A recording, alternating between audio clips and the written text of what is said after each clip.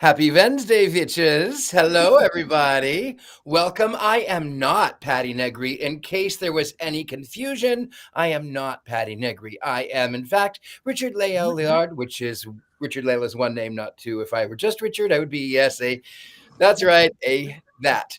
Welcome to Witches Movie Coven, where witches talk about witchcraft in film and in cinematography and in musicals and just all around witchy entertainment.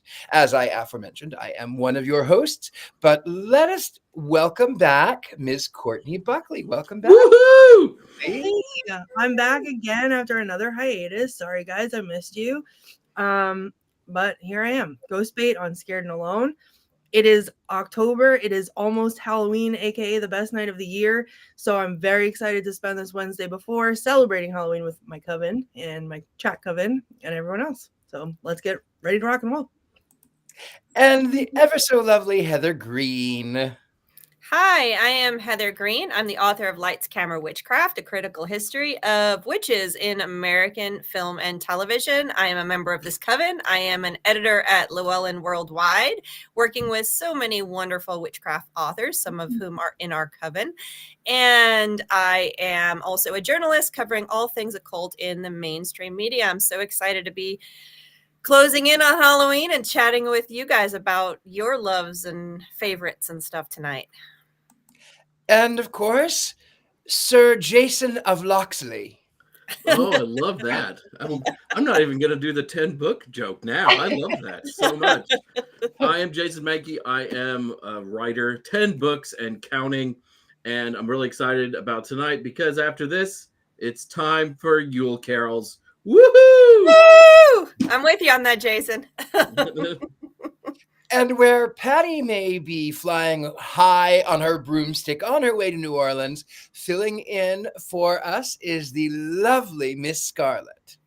Hi, thank you for having me again. I'm Scarlett Amaris. I am a screen and television writer. I mainly work in horror, so this is my most favorite time of the year, and I'm so thrilled we get to talk about some of my most favorite movies tonight.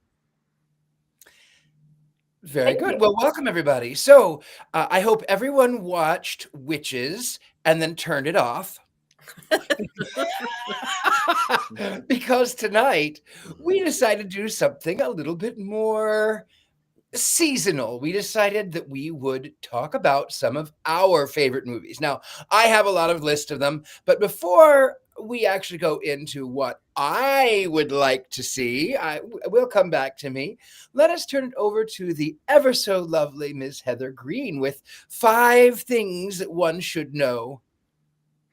Yeah, well, you can't do 5 things one should know about Halloween movies because that's like impossible. There's so many things to know. And at this time of the year, so many of the movies in my book and so many of the movies we talk about all year round, for most people in the mainstream, would consider them Halloween movies because if they have a witch in them and they have magic, people tend to think about them as October films. So, 99% of the movies we talk about all year round are considered October Halloween movies. So instead of doing that, I'm going to just give you a little bit of a history of Halloween witch stuff. So witch movies and stuff. So you see in my book, when you read my book, because all of you are reading my book, you will see that Halloween specials sort of begin around 1920s with the coming of the popularity of cartoons. So I'm just going to throw a couple out there because some characters you may recognize, like Felix.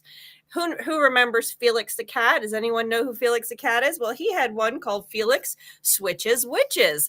And that was as early as 1927. You had Toby Pup's Halloween in 31. And Betty Boop got in on the act. Halloween Party. She threw a Halloween party. And she actually has one episode where she goes down to hell and dances with skeletons. It's a fantastic Betty Boop cartoon. Now, going forward, you had Mighty Mouse and the Witch's Cat. That's a really fun one. And these are just a few. And of course, if everyone remembers the witch Hazel in Looney Tunes, she came on the scene in 1954 in Bewitched Bunny. I love Witch Hazel. And then Tom and Jerry, the classic Tom and Jerry, not the more recent one, had The Flying Sorceress in 1954. All of these have witches. There it is. There is. If you don't know who that is, that is Felix Witches. You know, and there's a lot of Halloween specials that came in and out. And during the early part, these kind of Halloween specials weren't a big thing because they weren't really catering to children the way they do nowadays, the way they did after the 1950s and 60s. So we have some other ones, of course, that don't have witches in them, which I'm not listing because my book was about witch stuff. So, but let me just give you a couple more. I'll go forward. How about Paul Lynde's Halloween special? Anyone remember that one? Of course, Margaret Hamilton was in that one and a lot of other stuff. You have all kinds of cartoons during the 70s. Who remembers the Saturday morning cartoons, Jason? Yeah, I do. I know you. They always had a Halloween. There was always a Halloween episode. Always. Absolutely. And all of those cartoons had Halloween episodes. And if you're of a certain age, you remember waking up Saturday morning so excited to watch cartoons because it was almost the only time you could see cartoons during that period of time. So you have Scooby-Doo's The Squid Witch. Oh, wow. Well, the Paul Lynde Halloween there's special. The Halloween. And there's Margaret Hamilton right there. See it? Oh, yeah. So, and there's Kiss. Rest in peace, Ace Frehley. I was going to say R.I.P. Ace Frehley. Yeah. So you had during that period of time, you had Super Friends, had the Witches Arcade. You had the Halloween that almost wasn't, which actually was an evening Halloween special, similar to what we'd seen with cartoons, of course, The Great Pumpkin, Charlie Brown. And that was all during that period of time, the 70s. Oh, and you had Starsky and Hutch had a Halloween special called Satan's Witches. Who would have thought, right? Got to do that one time. And then going into the 80s, I don't know if anyone remembers this Hug a Bunch. They had a Halloween special. You do. Richard-Lael remembers a Hug a Bunch. They had one. You had the Great Bear Scare. Smurfs had a couple of Halloween specials, one of which, interestingly, because they were druids or something with druids in the Smurfs, they had a special called All Hallows Eve. I don't know if anyone remembers that one. I remember that one. That was about the time that I was allowed to watch the Smurfs, and then the Satanic Panic happened, and then I was no longer allowed to watch the Smurfs because they were swamp demons. Let me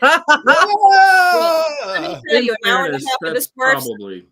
That's probably fair, though. This is the only time your mother and I might have agreed. Swamp demons. Well, let me tell you, I always looked forward to my hour and a half of Smurfs to end my Saturday morning cartoons as a child. So I had all the little Smurf stuff. We're going to get to the 90s here, Courtney. Hold on a second. Hey, I watched cartoons in the 80s, too. I remember the Smurfs. What, for 1 year? More than one.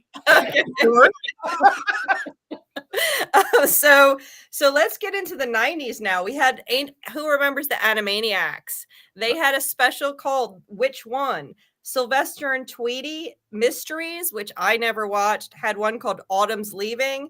And of course, The Simpsons had multiple specials throughout the 90s and 2000s. Not the best, because I like Rednecks and Broomsticks as well, but Easy Bake Coven was a 90s special, and that was absolutely perfect. And I think we did a group, we did a coven on that. You also had something called Spooky Bats and Scaredy Cats in 2009. Courtney remembers that one? No, I just like the name of it. Okay, well, that was in 2009. We're getting close to now.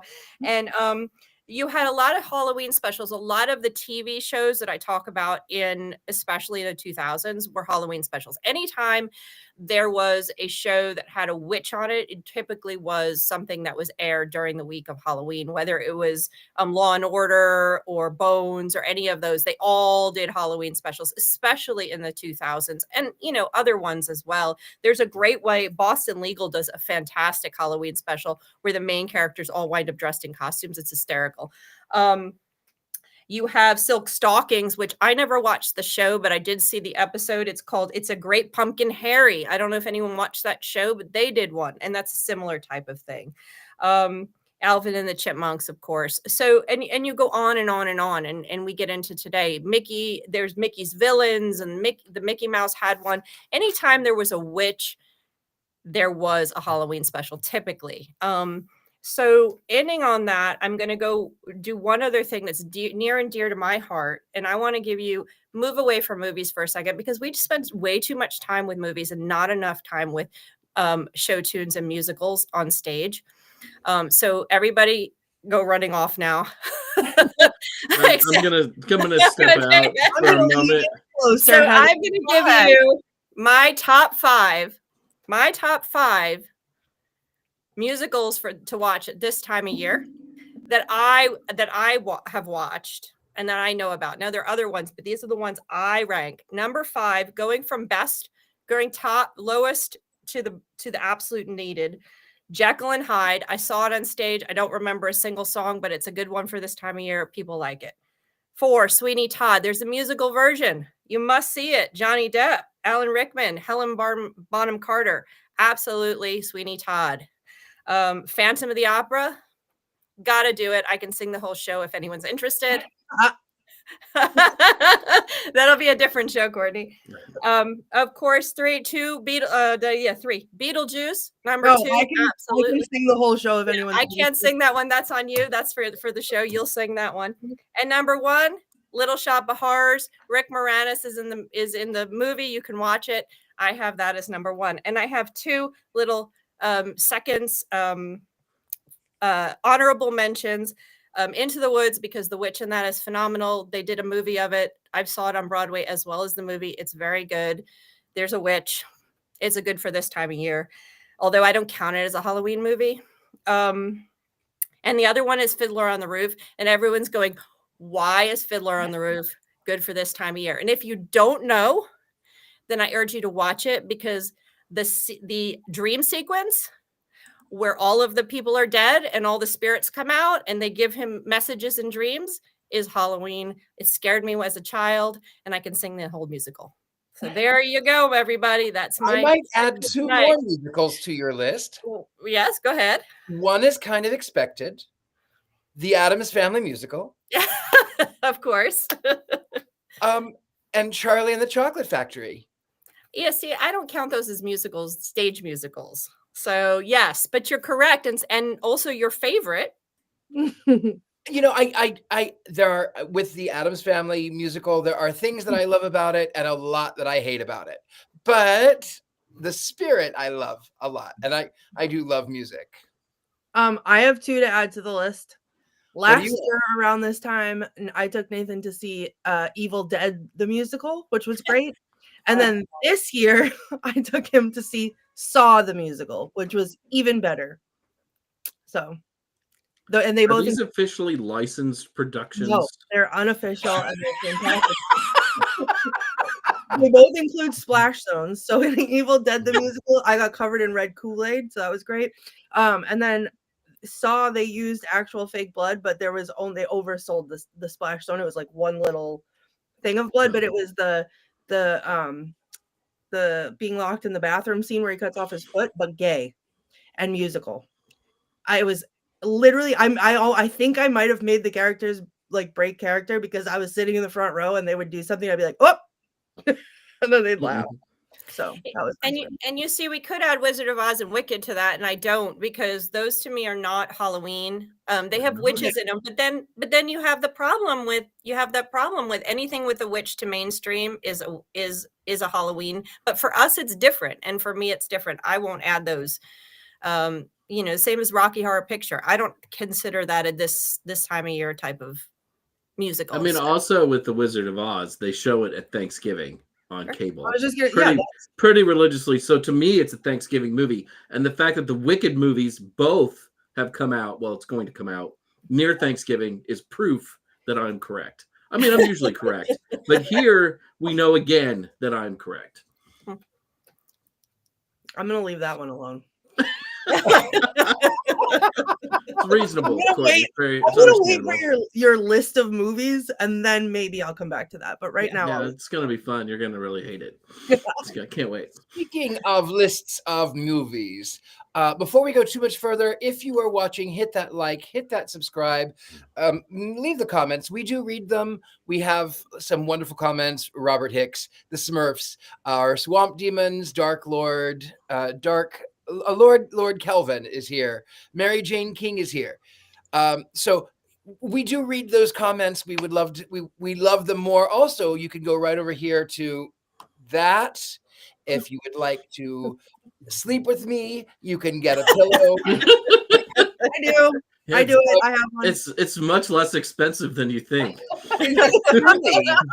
Some are more affordable than others. I mean, you can wear Heather Greene's. What is the shirt? I didn't mind it. You could wear that. You can find hoodies. You can find Jason Mankey things. Bro-witch materials. Bro-witch material. You can always find us there. And again, hit that like, hit that subscribe. It really helps out the channel more than we can say. We appreciate you so greatly. Now, we are on the topic of our favorite Halloween movies. Who would like to jump in and start first? Miss Courtney Buckley. Okay, well, thank you. I'm very excited. This is my favorite topic of all time. I love Terrifier. Anything Terrifier. Art the Clown is just a goofy little guy. He just likes the blood on the floor, and the more blood, the better. So one is kind of boring. 2 gets better. 3rd is my favorite. I will bring it up again at Christmas time because it is also a Christmas movie. But I just watched all 3 of them recently because I can't. I mean, it's an all year long movie, but I'll kick it off with Terrifier. Okay. Terrifier. Anybody else? Who wants to come in with their top favorite? For Halloween, I love Donnie Darko for Halloween. Ooh, good one. Good one. Yeah. Good one. Absolutely one of my most favorite Halloween movies. Donnie Darko is really clever, and I will say I love that they sort of studied quantum physics to sort of get into it. And then they tied the puka, the magic of the rabbit, Harvey, to this sort of interdimensional world. That's a very good choice. I wouldn't have thought of that as a Halloween movie, but that is an excellent choice. Thank you. Who's next? I have like a whole beautiful graphic with a list. So I'm like trying to wait to put the graphic up with the whole list. But like the thing that I have to watch there it is. And you see it at the top on the left. The thing that I have to watch every year is The Simpsons Treehouse of Horror, especially seasons 3 through 10, which are the best seasons. And I can basically recite all of the cartoons from heart. That's your problem. You've got this doll set to evil. You know, that is just great. And I love it.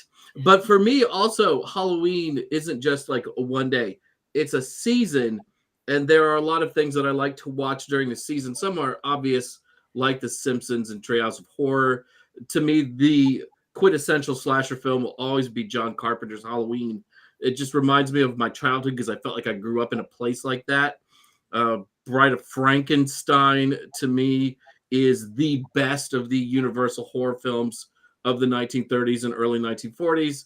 And it's just weird. And I like to carve pumpkins while watching Bride of Frankenstein every year. It's just a great film. It's only 70 minutes if you've never seen it before. And then there are a couple of Halloween specials. Great Pumpkin doesn't really hold up, but I watch it anyways. I just like yelling, "You blockhead," a lot at Charlie Brown. That's fun.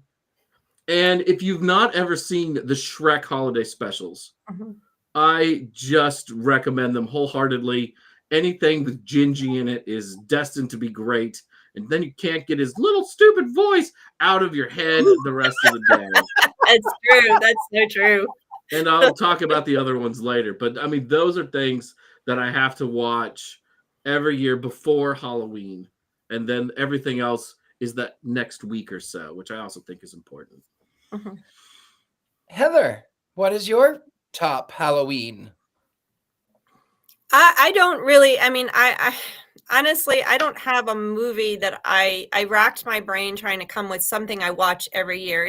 This is not like the Yuletide season where there's something I watch every year, because I'm watching witch films and horror. What films? I don't know, some witches, I'm not sure. Like, I'm watching something all the time. So I was trying to think what reminds me of this season. There's only one, and that becomes it's a family tradition, and we start watching The Nightmare Before Christmas, and we start playing the music. Now, it's technically a bridge film because it is between Halloween and Christmas, but I always felt, especially as a mom, especially, is that Halloween is the opening of the door to the Halloween season anyway. Halloween's the holiday season anyway.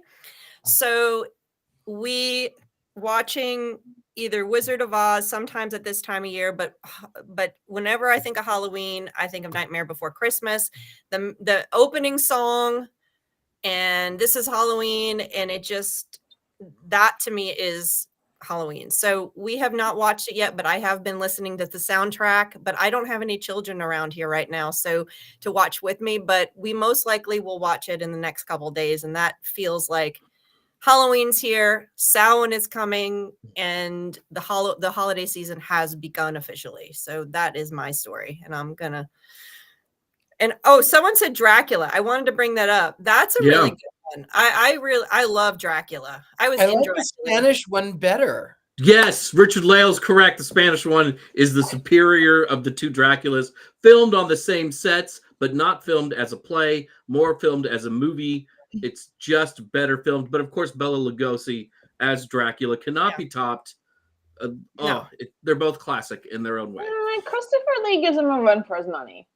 Yeah. Bela Lugosi, though, like sort of invented modern Dracula to No, he audiences, did. so, I'm just joking. No, but you're not wrong. I mean, of course, it's Christopher Lee, right? So, and then Gary Oldman too, like the Bram Stoker's Dracula. Frank Langella? Franklin, yeah. How do you say his last name? I've forgotten now. Also Skeletor. there it is. Yes. It always comes back to Skeletor. I don't think Bela Lugosi was anything but Dracula after that. I mean, you can't even watch any film he's in. He was even buried in his cape. Yeah, I mean, you can't see him as anything. He did invent it, and that was it. He was Igor. He was the first Igor in one of those later, like, Ghost of Frankenstein movies. And what we think of as Igor, that character, is also Bela Lugosi. I might be a little nerdy about some of this. Blah. I never. Yeah, he also played Frankenstein once too. He did. He's in a movie called White Zombie in the 1930s. It's the very first true zombie film, and he's supposed to be a witch doctor in Haiti type. Oh, here we go again. You just right there now. He's supposed to be a magical person in Haiti, and he's too Dracula. I'm like, I can't even with you. You kind of have to. It's film is problematic in a lot of ways, but Bela Lugosi is Dracula playing a magical voodoo something or other. Yeah, that makes complete sense to all of us. Yeah, none at all. It's problematic. I have a couple of films that I have to watch every year, and they may surprise you. I know what you're thinking, and I'm going to tell you, it's not what you're thinking. Monster Club with Vincent Price. I love Monster Club. Love Monster Club. Vincent Price plays a vampire, and basically he tells the story of all of these ghouls, and then he does this phenomenal rendition of the Monster Mash. Brilliant. Followed by The Old Dark House, which is another one that I really, really love. The Old Dark House. This one is cheesy and silly and stupid. You might also notice the cover art is drawn by none other than Charles Addams, which brings me to my other favorite, Murder by Death, which is also drawn by Charles Addams of the Addams Family fame. I love these three. And then I have a couple more that I will tell you that I know I'm predictable. I know that I have like one thing, so I'm not going to bring it up. Instead, I'm going to say Halloween with the Addams Family. And then, of course, I watch the Addams Family and the Addams Family Values year round. I know it takes place sometime in October at one point. The kids are saying trick or treat, sometime at Christmas, sometime throughout the year. I don't care. That's how I live my life. But Halloween with the Addams Family is specifically that one is specifically Halloween, and it is so bad because it so strays from the Addams Family lore, and it's awful. It's awful. It's awful. I will have one honorable mention. So, well, maybe two. The House on Haunted Hill, Vincent Price. That's also year round. It's not really Halloween. I just like to watch it. The other one is Will Vinton's. This is a Halloween special. Will Vinton's claymation comedy of horrors. This I remember when I was a kid, I first watched the Will Vinton's Christmas claymation. I loved it, and then this came out, and I was just obsessed because I was always a little dark and a little witchy. Who else has some movies?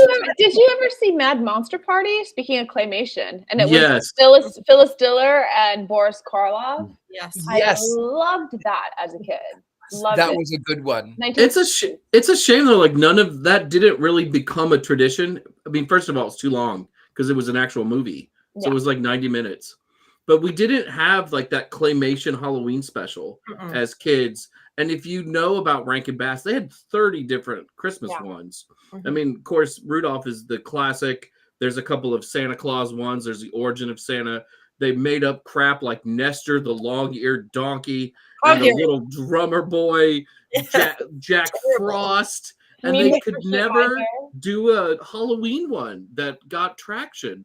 And they didn't even really try. I always felt cheated at Halloween.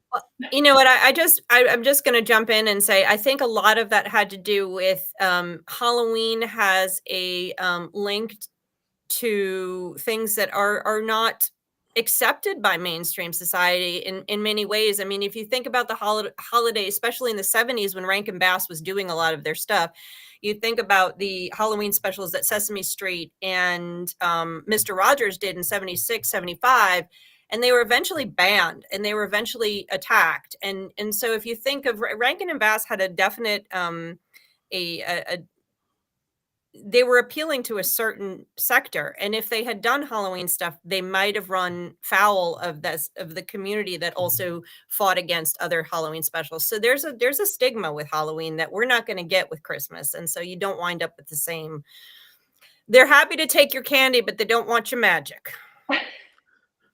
The Life and Adventures of Santa Claus, though, which was their adaptation of an L. Frank Baum Santa Claus, is one of the most pagan things I have ever seen in my life, right? And that slipped under the radar pretty hard. Yeah. One of my favorite things about the holiday season, this holiday season, however, is to look for videos of evangelical Pentecostals speaking in tongues in Home Depot or Lowe's. I command you, demon, in the name. I love it. That's my special. Inject that right in my vein. That's a movie I would watch in a heartbeat. Okay. Right? Crazy evangelicals hating on Halloween. I literally put that together. I live that in Salem every year. They come out and they're not the street preachers. They have these giant like sound systems, and tour guides are regulated by decibel, but they're not because of freedom of religion. And they sit out there and they just talk just a constant stream of consciousness at everyone all day. They tell little kids that they're going to hell for wearing a Halloween costume in Salem of all places. Finally, one year I got so fed up with it that they were set up again next to our shop, and I put on Highway to Hell and I blasted it over them. The whole street started singing along, and then there's a guy that dresses up as Satan, and he holds a sign that says "Free hugs from Satan." And he parked himself in front with his little sign, and he was giving people hugs while I was blasting Highway to Hell. It was, it was a community. We got together as a community to tell them to, beat it. So that was awesome. Fun. I have more. Yeah. I have some that are really important to me that I watch every year. But again, because I'm busy in Salem, this being my favorite time of year and, my favorite season and Halloween being my favorite day, I don't get to enjoy it like I want to. So come November 1st, which is my surrogate favorite month, I start watching the things that I want to pay attention to all month long in October. So to start off what I call binge watching season, I have to cleanse the palate, get something in there that glues me to the TV so that I can start watching all the things that I missed. And every year I watch Haunting of Hill House since it's come out, because it's Just literally watch it. one of, like, I can't, it's the best TV series I've ever seen. I see new things in it every time I watch it. I understand things differently every time I watch it. I think it's great. I'm going And to pause you because on my birthday, we're going to do the original 1963, The Haunting. Right. You should I'm read very- the book by Matheson too. It's fantastic. It's really, the book is really good.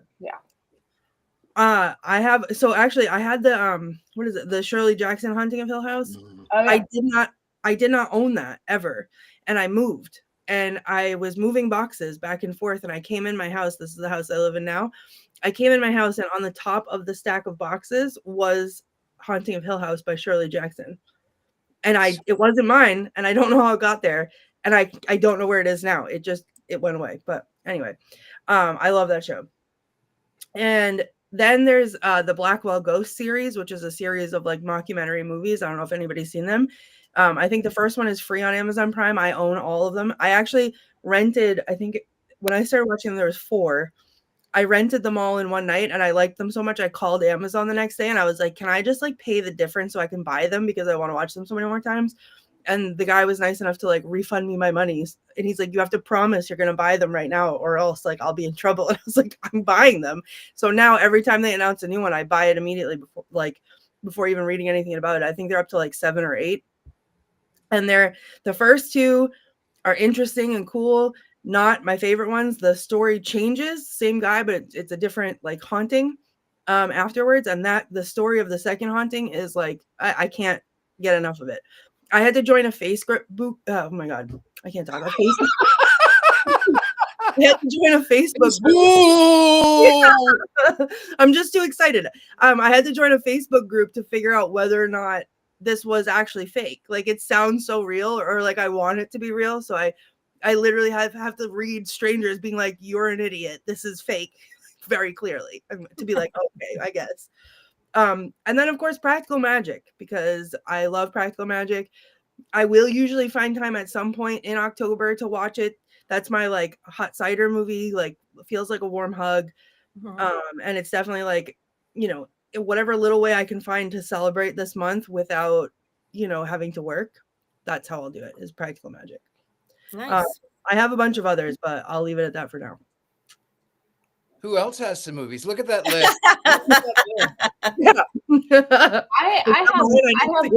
I have a few more that I watch every year. I always watch Flatliners, and it's because I grew up in Chicago. And so it is a Halloween movie set in Chicago. And like, this is the time of year that I miss Chicago and the turning of the seasons. So I always watch that one. And The Crow too. Yeah. The Crow is a Halloween movie. So I watch that every year. And then I always hit like my Italian horror films. So I always have to watch Kill Baby Kill and Lisa and the Devil, and then I'll watch Curse of the Demon, and I'll go to like Bucket of Blood and House of Wax, and like start to just like do one after another, because this is the time of year for it. So it's great to hit all the classics. And Vincent Price is He is October. I mean, we call him Saint Vincent. if you have not heard his rendition of Monster Mash, I highly suggest you look it up. I portrayed him many years ago. I don't have any photos of him, but I portrayed him in October. I didn't have this part, but I painted myself to look a little bit old, and I put in blue contact lenses, and I did my best at his voice. And so I actually sang live Monster Mash. And what I love about this rendition is that Vincent Price was so secure in his horror chops that he didn't do the Bela Lugosi voice when Dracula opens the lid and shakes his fist and said, whatever happened to my Transylvanian twist? He used his own very dark, very raspy Vincent Price voice. Brilliant. He is Halloween. He is Halloween. Yeah. He's October. I'm going to add The Last Keepers to this conversation, which is something that I don't watch, but I always recommend because people don't know this film. It's one of the most positive spins on pagan practice, with the fantasy aspects of it. But I believe it takes place in October, and they do a autumn ritual halfway through or part of the way through with the families. So that's another one, and it's not been obviously a tradition, and because I discovered it only more recently in the last 5 or 6 years. But that's a good one if you want another feel good, like Practical Magic. You want another feel good family pagan-y fun magical movie, The Last Keepers. I think that's a 2015 movie. Yeah, we did that on the Coven, and it just came up in my memories because I took a picture of it while I was watching it, and I was like, oh my god, it's love, it's so beautiful. It is. It's so sweet. It's such a sweet movie. It's very cute. I have one that I do. I'm sorry, go ahead. No, go ahead, Richard-Lael. I was going to say I have one that I do watch. It is my guilty pleasure. I oftentimes will take it upon myself to actually read it live. Ray Bradbury's The Halloween Tree. Aww. And I tell you, every time that the little boy comes to the point where he's so close to being brought back to life, and every time something happens and he gets whisked away, I melt like the Wicked Witch that I am. I cry, and I just love it. Of course, you can find the version with Leonard Nimoy. If you can read the book, I always suggest read the book first. Always read the book. Always, always, always read the book. The Halloween Tree is specifically Halloween, and it makes me cry. And Something Wicked This Way Comes just hit streaming too. Speaking of Ray Bradbury, which is also fantastic. Fantastic. The moment the Halloween Tree, though, hits public domain, there will probably be a team-up film between the Killing Tree and the Halloween Tree just for Courtney Buckley. I will fund it myself. Take all my money. I will star in it for free. You don't have to pay me. It will just be, I'm on board. And then next it'll go to Broadway. As it should. As it should. The Killing Tree, the musical. Where's my map? I can't read it. The map. Courtney will pay extra to sit in the splash zone while the killing. As I do every time. I can already stage it. I mean, the opening with the spooky ritual happening, and she conjured him into a plastic Christmas tree. Oops. Our producer, Rob, just wrote, Map maker, make me a map. Oh my god, that's perfect. Don't even. Heather, I will continue that. Heather, why are we waiting for this when I've already just revealed to us all that there's unofficial Evil Dead the musical, unofficial Saw the musical? I bet they'd let us. I think they'd think it was funny if we did the unofficial Killing Tree musical. Killing Tree the musical. Right. I'm in. Courtney, thank you.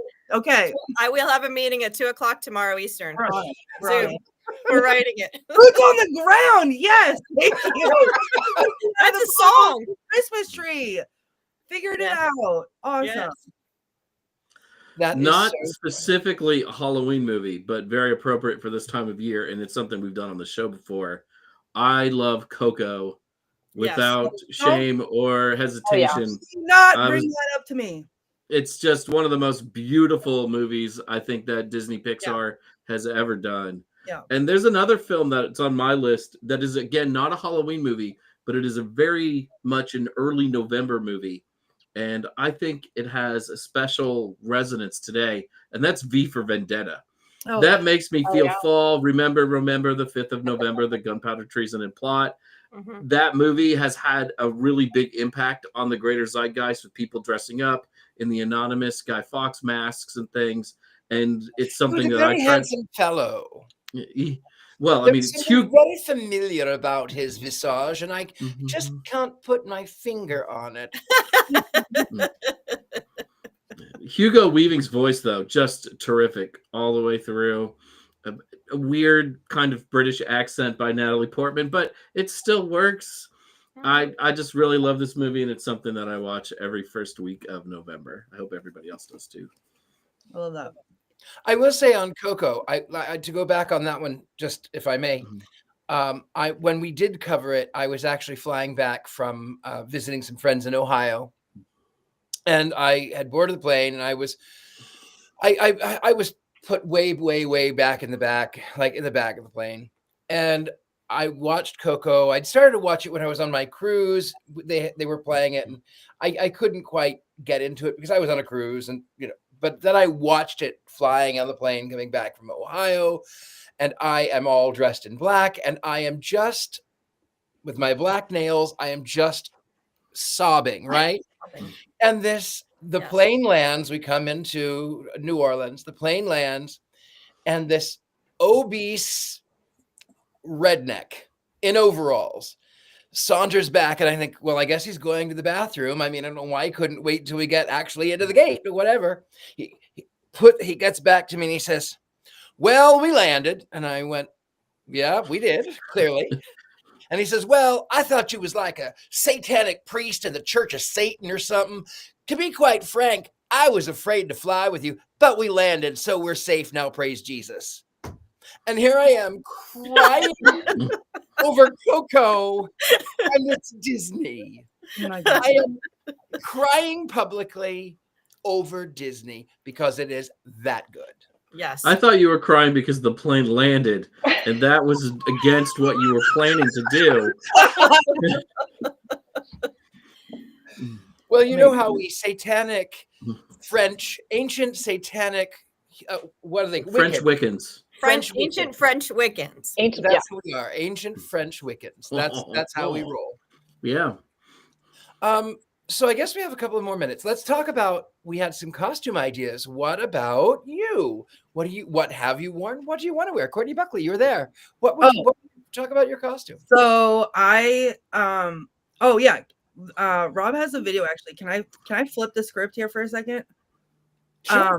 Flip it. I just want to, I'm like dying to tell you guys my guilty pleasure movies because I just want to see all of your faces as I say them. Number one, all the Twilight movies, because like it or not, it's Hoa Hoa season, so deal with it. That's okay.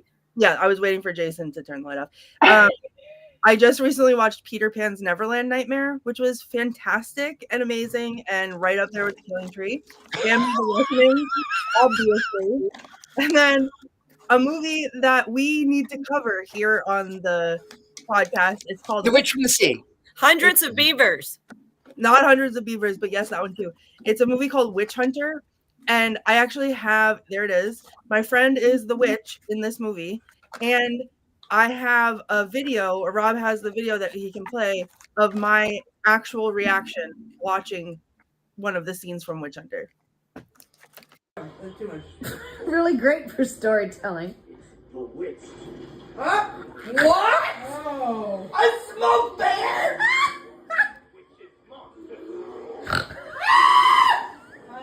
That looks out of place.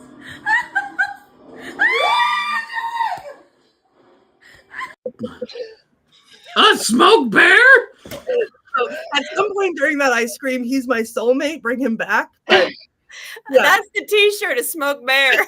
So in case you were wondering what it's like to watch movies like this with me, that's just a taste of it. I scream a lot. So there it is. Those are my, I don't feel guilty about any of these, frankly. So the word guilty pleasure is You should feel guilty about Twilight. no. You should. No. And that's The Skin of a Killer Bell. Let's stop talking. It's terrible. Terrible. How about your costumes? Oh, Yeah. Flip the script back. sorry. My costume this year, we had a mad scientist day because I'm cheap and I don't want to go out and buy a new costume. I'm wearing it to school on Friday. We had mad scientist day this year, so all the kids really liked it. So I'm reliving the mad scientist. So basically, I bought a lab coat and some fake glasses, and then I washed my hair with no conditioner the night before and slept in it and wore it like that to school. And the kids thought it was the best thing in the whole world. So that It's was nice. This is good. I like it. Better than Twilight. Oh, that's me. That's me as Professor Trelawney. I can tell 50 years ago. My child was Ginny. All the other little girls, all the friends were Hermione, and my child wanted to be Ginny. Of course, they look exactly the same, but so be it. And I dressed as Trelawney. That was my. I don't. Yeah. Well done. I mean, I like the big glasses on you. They're kind of fun. Yeah, it could be a new look all the time. Yeah.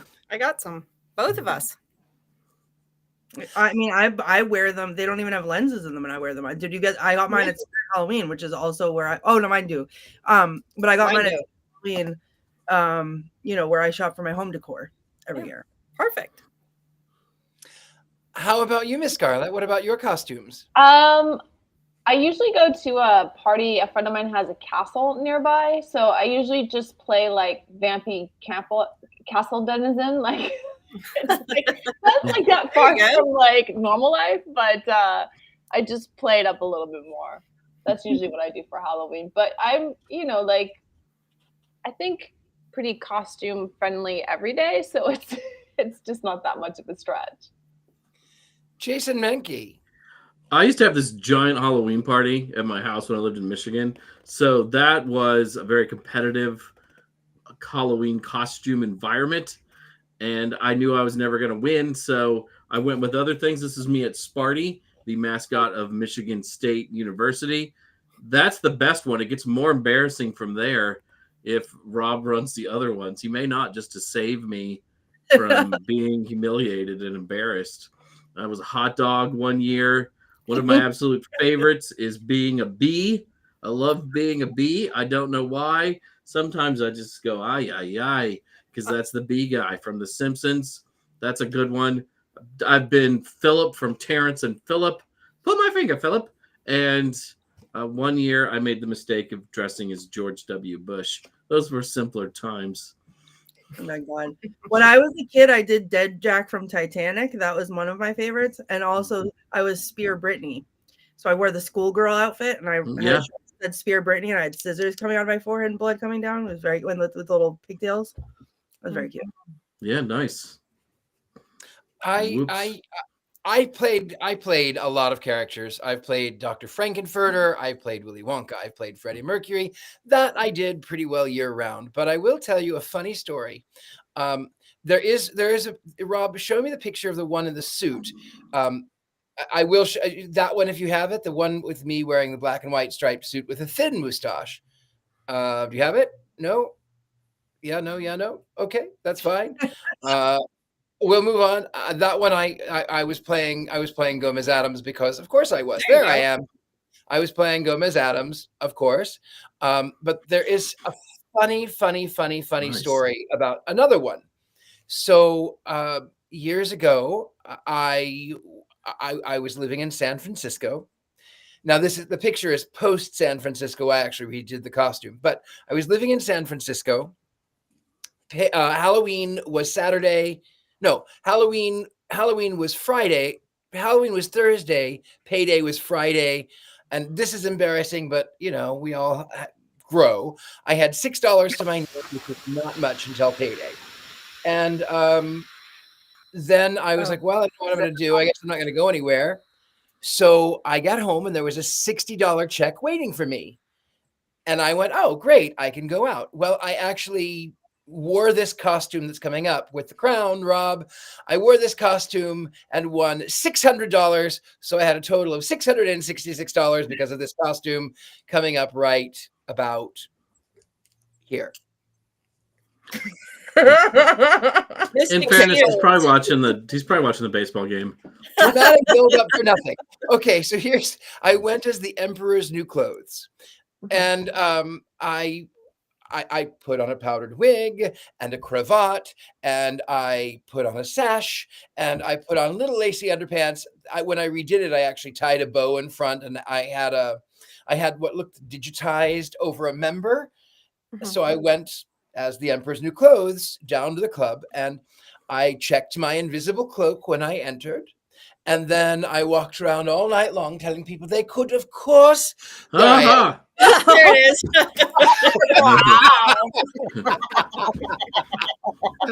Yes, that was the Emperor's New Clothes. And I walked around all evening long telling people they could touch my garments and tell me how beautiful that they were. And even Marie Antoinette said, why are you naked? And I said, I should have you beheaded for such insolence. And then I went back after I won and I retrieved my said invisible cloak. And I said, that rag is not the royal cloak in which I arrived in. And she went, all right, all right, all right. And she hands me again, nothing. And I said, you have soiled it. I should have you beheaded. And she went, I should never mind.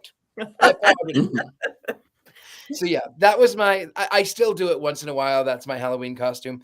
Do we have any movie quotes? I know it's kind of a weird thing, but No. No. Please, of all the things that I wrote down on this list, movie quotes, I was too busy. I was too busy thinking, I have more movies. I can talk about more movies. Yeah, there's talk about more movies. I also did write my favorite Halloween candy. Yeah, see, Bambi the Reckoning. How can you not? I see. I feel no guilt whatsoever about my guilty pleasure choices. Actually, yeah, but you know, Courtney, I'm gonna have to throw this back at you. These, oh my goodness, see, I didn't get it. That's me. Wait a minute. That's horrible. That's me. That's me. That's me too. Oh, that's so great. There's Halloween costumes. That's my brother. That's my brother next to me while I'm a hot dog. It's pretty nice. You're a hot dog. So the reason I have pictures of me as a kid is because I'm just going to share this with everyone. This is going to be my first Halloween coming up here without a child in the house for 24 years. And every year for the last 24 years, I have spent time focusing on Halloween for them. Samhain is for me. Samhain is spiritual. We do tarot readings. We do the spiritual stuff. Halloween was for my kids, was for fun. We had little Halloween parties. I never really had that much time to focus on costumes. Any costumes of me are from non-Halloween, Dragon Con, karaoke parties, whatever was going on. So I couldn't find one other than the one where I'm Professor Trelawney, but most of my costumes have been little people costumes for my kids. And I've had so much fun and so much joy over the years making costumes for them. So the only picture, when we went in pictures, there's my Batgirl Super Friends costume with the 80s mask. Those were horrifying, really, weren't they? I mean, yeah, that made I never had a plastic. Did you guys ever have the plastic ones? Yeah. Yes. And they would cut you with the mask. Yeah. And you'd sweat and they'd cut you. Yeah. When I was a kid, I lived in Lynn, which for anyone that knows anything about around here was not a great safe place to go trick-or-treating.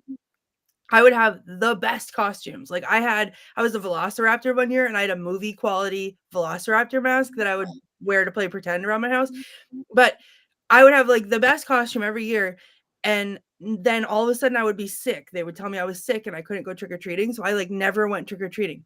But this is one of my favorite memories of my childhood. I wasn't allowed to answer the door for the trick-or-treaters, but once a night on Halloween, the doorbell would ring and my family would say, that's for you. Go get it. Go answer the door. And I'd run to the door and I'd open the door and there'd be a basket filled with candy and like toys and stuff. And it would be from the Great Pumpkin. So I always felt so special because the Great Pumpkin would come to my house. So when I was older and I found out the truth about certain things, no one told me about that. So I mourned other things for like 3 full days. And then the realization dawned on me about the Great Pumpkin, and that crushed me to no end. And I didn't speak to my family for because Great Pumpkin. And that's how we ended up with the Courtney we have today. Right, now I'm vicious. I'm a monster, and it's from that trauma. All the hexes come from the Great Pumpkin disappointment. Exactly. It was so upsetting. Right. I like Tori's favorite scary movie quote. They're coming to get you, Barbara. That one is a really good one. Any other costumes? Any other things? I did do a moment.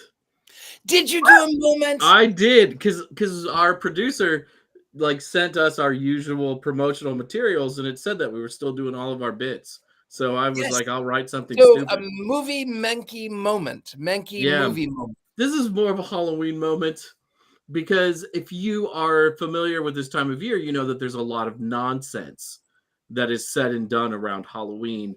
I'm a chronicler of holidays. This is one of my books. It's got lots of history of holidays in it. It's one of the 10 that I've written. Some of the things, though, that people say around this particular holiday just annoy me greatly. And because we aren't doing a specific movie, I'm going to make fun of some of those things that bother me. And I hope that they bother you too. Let's start with a big pet peeve. Sam Hain. It's not Sam Hain, you dingleberry. It's Samhain. Even worse is when people say there was a deity named Samhain. Seriously, I've read that in newspapers. The ancient Celts worshipped a figure named Samhain, or perhaps Sam Hain, at the end of October.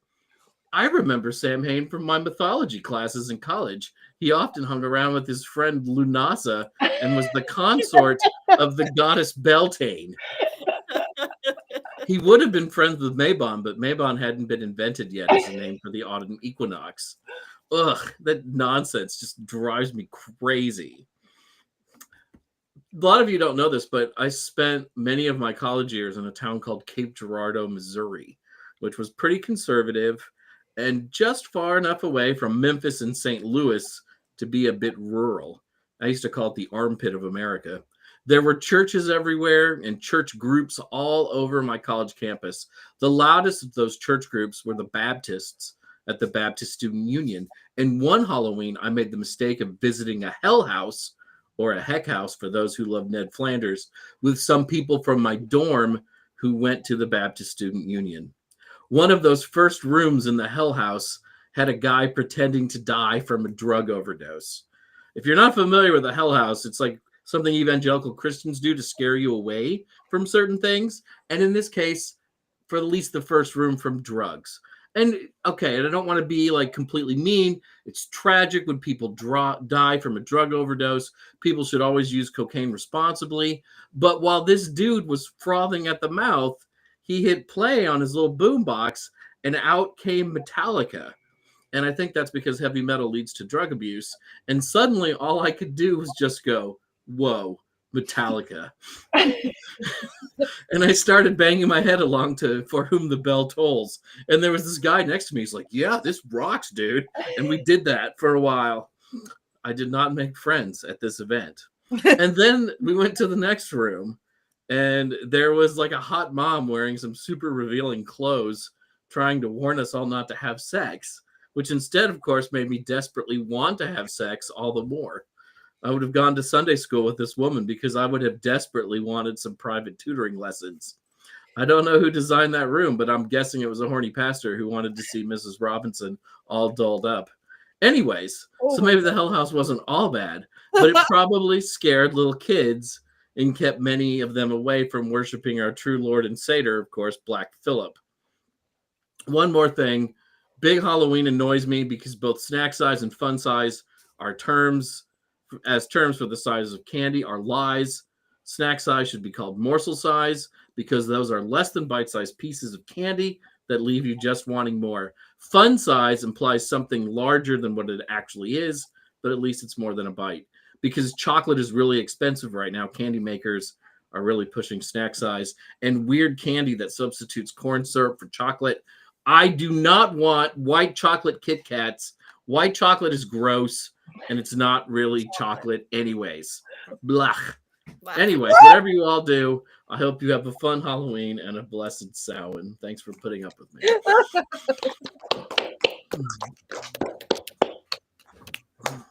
I have to admit something. I really have to admit something really dark. I like candied corn. So do I, Richard-Lael. I really like it. I'm with you, Richard-Lael. It's so awful, and I love it. Me too. No. It's my favorite Halloween treat. I love it. So why don't you just chew on a candle? Just go chew on a candle, because that's what that is. No, You probably like those little gross pumpkins too. I do. I do like those little gross pumpkins. Yeah. Were you one of the only kids who liked the orange and black wrapped peanut butter candy? Yes. Yes. Oh, I liked those. those were the no, worst. gross. So my only candy left after Thanksgiving was that stuff. I also am a huge fan of those like grandma strawberries. You know what I'm talking about? The wrapper looks like a little strawberry. Oh yes, Oh, yes. yeah, Whatever grandma those are, strawberries. they just come from grandma's. That's what I like. Yeah, they're right next to the Werthers. I'm 90. It's fine. Like, So we are at time. I guess if you have your wands handy, we should do a raise or lower for Halloween. And my wand today is chopsticks because we picked out these movies and candied corns ourselves. So wands up for Halloween, trick or treat. What? I just remembered my favorite Halloween costume ever. I totally forgot about it. What is your favorite I'm so Halloween sorry. costume ever? I was pregnant with Nathan and like visibly pregnant with Nathan. I dressed up as an angel and I had a sign on my desk that said the devil made me do it. That's green. That was good. That was Bravo, perfect. Courtney. Bravo. I won like a $200 gift card. I forgot That's about great. all of that. One's up for Halloween. One's up for all of you, our lovely viewers. There is one thing left for us to do.